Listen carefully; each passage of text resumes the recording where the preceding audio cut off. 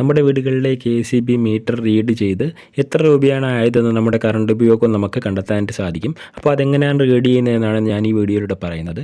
അപ്പോൾ നമ്മൾ ആദ്യമായിട്ട് നമ്മുടെ മീറ്ററിൽ ഇങ്ങനെ ഒരു ബട്ടൺ ഉണ്ടാവും. ആ ബട്ടണിൽ നമ്മൾ അമർത്തുക. അതിൽ കുറേ തവണ നമ്മൾ അമർത്തേണ്ടി വരും. കാരണം ഓരോ തവണ അമർത്തുമ്പോഴും ഓരോ വാല്യൂ മാറി മാറി വരും. അതിൽ നമ്മൾ KWH എന്ന വാല്യൂവിലാണ് നമ്മൾ എത്തേണ്ടത്. അപ്പോൾ ഓക്കെ, നമ്മൾ അതിൽ അമർത്തുമ്പോൾ ഇങ്ങനെ ഓരോ വാല്യൂസ് മാറി വരുന്നതായിട്ട് കാണാം. ഓക്കെ, അതിലിപ്പോൾ കാണിക്കുന്നത് വോൾട്ടേജാണ്.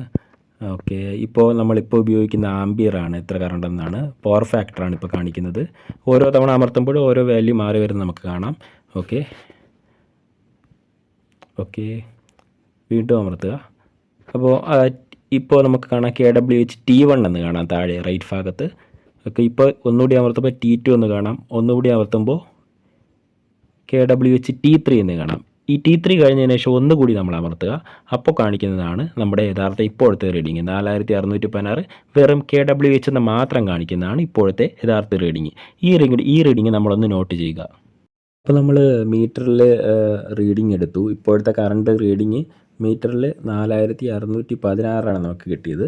അതുപോലെ ഇതിനെ നമ്മുടെ പഴയ KCBയിൽ ഇതിന് മുന്നത്തെ മാസം കിട്ടിയ ബില്ലെടുത്ത് നോക്കിക്കഴിഞ്ഞാൽ അതിൽ അപ്പോഴുള്ള അവസാന റീഡിങ് കാണിക്കും. അത് എൻ്റെ കേസിൽ 4300 രൂപയാണ്.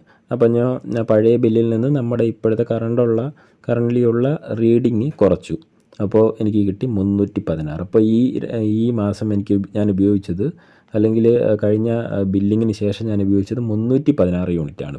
ഇനി ഇതിന് എത്ര രൂപയാകുമെന്ന് നമുക്ക് നോക്കാം. അതിനായിട്ട് നമുക്ക് നേരെ ക്രോമിൽ പോയി KCB ബിൽ കാൽക്കുലേറ്റർ എന്ന് സെർച്ച് ചെയ്യാം.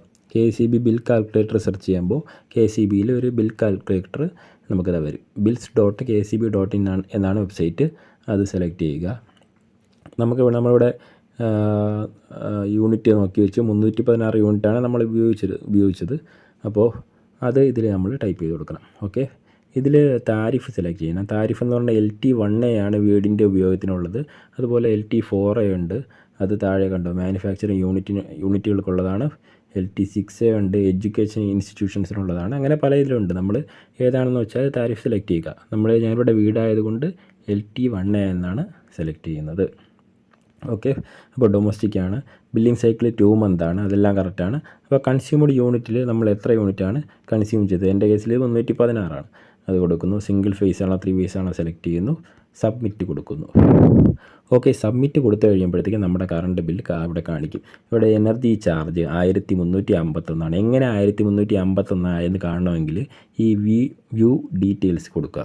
കാരണം ആദ്യത്തെ 100 യൂണിറ്റിന് ഓരോ യൂണിറ്റിനും 3.25 ആണ്. അടുത്ത 100 യൂണിറ്റിന് വീണ്ടും എമൗണ്ട് കൂടുതലാണ്, 4 രൂപ വെച്ചാണ്, 4 വെച്ചാണ്, 05 വെച്ചാണ്. അടുത്ത 100 യൂണിറ്റിന് 5.10 വെച്ചാണ്. വീണ്ടും അടുത്ത 100 യൂണിറ്റ്, അല്ലെങ്കിൽ 300 യൂണിറ്റ് കഴിഞ്ഞ് അടുത്ത് 301 യൂണിറ്റ് മുതൽ ഉള്ളതിന് 6.95 ആണ്. അപ്പോൾ ഇങ്ങനെയാണ് എന്ത് വരുന്നത്,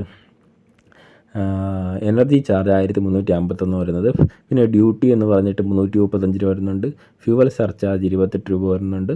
അതുപോലെ ഫിക്സഡ് ചാർജ് 240 കാണിക്കുന്നുണ്ട്. മീറ്റർ റെൻ്റ് 12 രൂപ. Meter rent GST, central GST 1.08. Monthly fuel surcharge 31. Meter rent state GST 1.08. ഇതെല്ലാം കൂടി 316 യൂണിറ്റ് ഉപയോഗിച്ചപ്പോൾ എനിക്ക് ആകെ എമൗണ്ട് 1801 ആണ്. ഏതാണ്ട് ഈ ഒരു എമൗണ്ട് ആയിരിക്കും നമുക്ക് ബില്ല് വരുന്നത്. ഓക്കെ, ഇത്രയ്ക്ക് സിമ്പിളായിട്ട് നമുക്ക് ഇത് കണ്ടെത്താനായിട്ട് സാധിക്കും. Okay, thank you.